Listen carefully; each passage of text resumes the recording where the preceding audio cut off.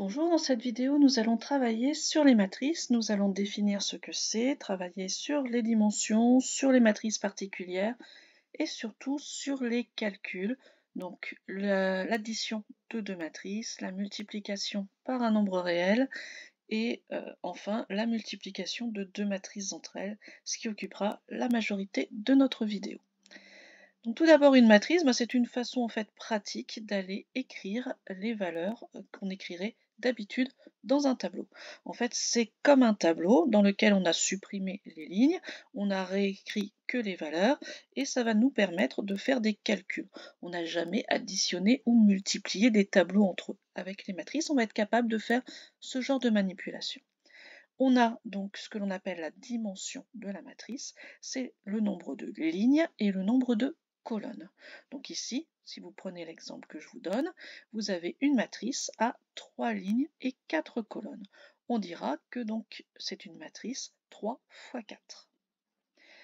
Ensuite, chacun des nombres à l'intérieur de cette matrice va pouvoir être identifié comme un coefficient qui va être donné, un peu comme avec des coordonnées en fait, il va être donné par l'identification de la ligne et de la colonne.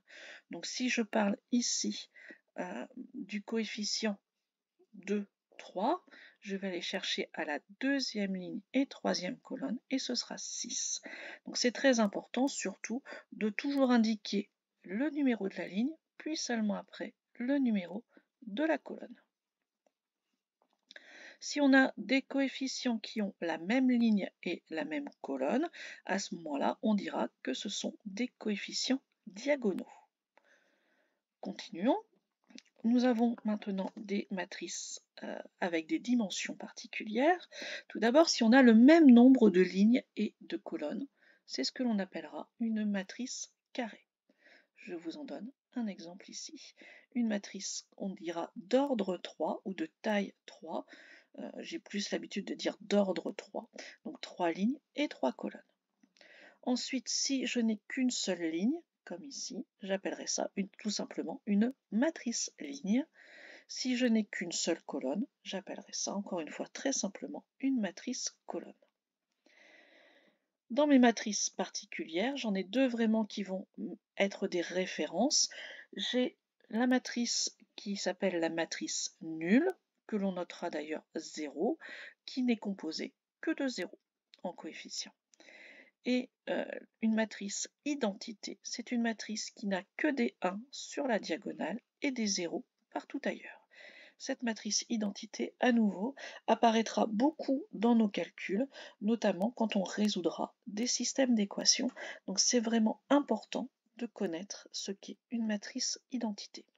Je vous ai mis ici pour l'ordre 4, une matrice nulle, donc que des zéros, 4 lignes, 4 colonnes, et la matrice identité. Alors souvent on met donc identité avec un petit 4 en bas pour indiquer son ordre, avec donc sur la diagonale des 1 et des 0 partout ailleurs. On en arrive maintenant au calcul sur les matrices. Alors, tout d'abord, l'addition entre deux matrices est très simple, elle est très naturelle. Si j'ai une première matrice grand A avec mes coefficients que j'appelle petit a, plus une matrice grand B avec mes coefficients petit b, à chaque fois, simplement, je vais aller additionner les coefficients qui se correspondent.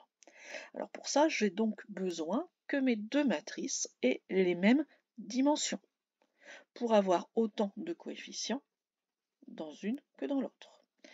Donc sur un exemple, ça se fait donc très simplement. Ici 0 plus 4, ça fait 4. Ensuite je vais faire 1 plus 7, ça fait 8. Et je vais continuer comme ça, coefficient par coefficient. On pourrait dire place par place en fait. Jusqu'à 7 plus moins 12 qui donne moins 5. Ensuite, la multiplication d'une matrice par un nombre, elle est très simple aussi. Elle est aussi très naturelle. Si je veux donc multiplier une matrice par un nombre, je vais simplement aller distribuer ce nombre à chacun des coefficients. C'est comme une méga distributivité, on peut dire. Donc, à chaque fois, chaque coefficient va être multiplié par le nombre du début jusqu'à la fin. Donc, si je reprends ma matrice grand A, et que je veux la multiplier par 5, je vais écrire donc 5A, et je vais faire 5 fois chacun des coefficients. 5 fois 0, 5 fois 1, 5 fois 2, etc. Jusqu'à 5 fois 7, qui me donnera le 35. Là où on en arrive à la vraie difficulté des matrices, c'est la multiplication de deux matrices entre elles. Pour multiplier deux matrices, en fait, on va devoir... Alors, je vous conseille en fait de ne pas apprendre ce genre de formule, mais de retenir la présentation.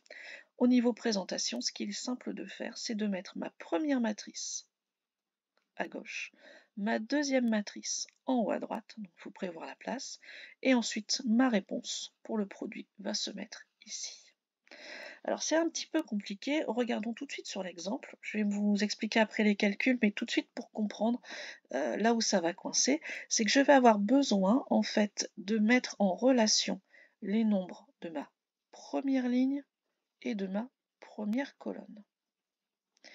Le problème ici, c'est que si je n'ai pas le même nombre de coefficients dans ma première ligne et dans ma première colonne, je ne vais pas pouvoir les faire se correspondre.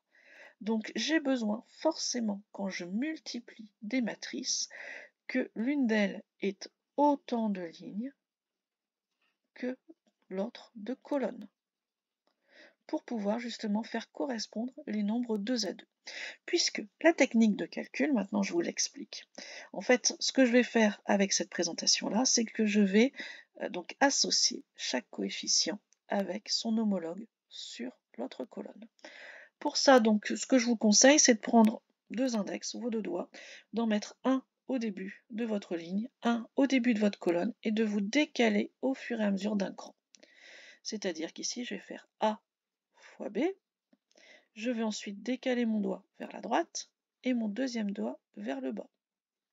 Je vais refaire A fois B, et je vais faire comme ça pour chacun, jusqu'au dernier, et tous ces résultats, je vais devoir les additionner. Je vous montre ça donc sur mon exemple. Ici, je vais faire donc, pour trouver le 27 qui est ici, je vais prendre la première ligne et la première colonne. Je vais faire 7 fois 2 plus moins 3 fois moins 1 plus 2 fois 5. Je vous ai écrit le calcul ici. Je vous laisse vérifier, ça donne bien 27. Et je vais faire ça pour chacune des places. Deuxième coefficient ici, je suis sur la première ligne, donc je vais reprendre le 7, le moins 3 et le 2, et je suis cette fois-ci sur la deuxième colonne, le 4, le 0 et le moins 2. Donc 7 fois 4, plus moins 3 fois 0, plus 2 fois moins 2. Je vous laisse vérifier, ça fait 24. Troisième coefficient, ici en dessous maintenant, puisque j'ai fini ma première ligne. Je vais faire donc avec ma deuxième ligne cette fois-ci et ma première colonne. Donc 4 fois 2 plus 1 fois moins 1 plus 0 fois 5 qui donne 7. Et enfin mon dernière ligne, dernière colonne, 4 fois 4 plus 1 fois 0 plus 0 fois moins 2. Donc vous voyez qu'il y a quand même énormément de travail à faire pour faire une simple multiplication. Donc comme je vous le disais, on a des problèmes en plus dans ces multiplications. Rien ne va là-dedans. C'est-à-dire qu'on a des problèmes, donc tout d'abord, de dimension. On a des calculs, des multiplications entre deux matrices qui ne sont pas faisables parce que le nombre de lignes et de colonnes ne vont pas se correspondre. Mais en plus, même quand ça fonctionne bien, vous n'allez pas forcément avoir le même résultat si vous faites une matrice A fois B et une matrice B fois A. Elle n'est pas ce qu'on appelle commutative, c'est-à-dire que avec les nombres normaux, si je fais 2 fois 3, ça fait 6, si je fais 3 fois 2, ça fait 6. 2 fois 3 et 3 fois 2, c'est la même chose. Pour les matrices, non. On peut inverser la multiplication et on n'aura pas forcément le même résultat. On a maintenant quelques propriétés aussi avec nos matrices particulières.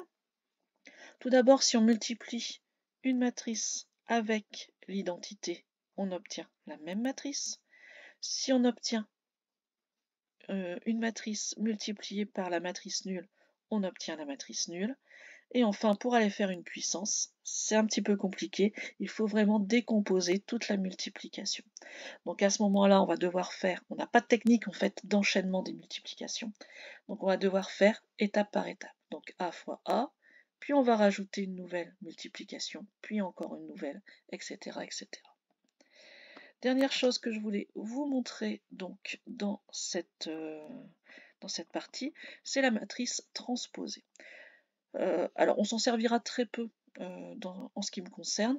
La matrice transposée, en fait, c'est le fait d'aller intervertir les lignes et les colonnes, faire une espèce de symétrie par rapport à la diagonale. C'est-à-dire qu'ici, ma première ligne va devenir ma première colonne et ma première colonne va devenir ma première ligne. Donc vous voyez ici, j'ai mis avec des nombres dans l'ordre croissant, c'est plus facile à voir. Ma première ligne c'était 0, 1, 2, 3. Ben, ça deviendra ma première colonne 0, 1, 2, 3. Pour aller noter la transposée, on met un petit t comme ça avant. Alors d'autres façons de faire aussi, c'est de mettre un grand T après en exposant. Moi j'utilise plutôt la première notation. On voit aussi que la taille de ma matrice est différente, les dimensions sont différentes. Là j'avais 3 lignes, 4 colonnes, bah évidemment je vais passer à 4 lignes et 3 colonnes. Voilà pour tous ces calculs de base sur les matrices. On s'en servira dans une autre vidéo pour aller faire des matrices inverses qui vont nous permettre de résoudre des systèmes d'équations. Au revoir.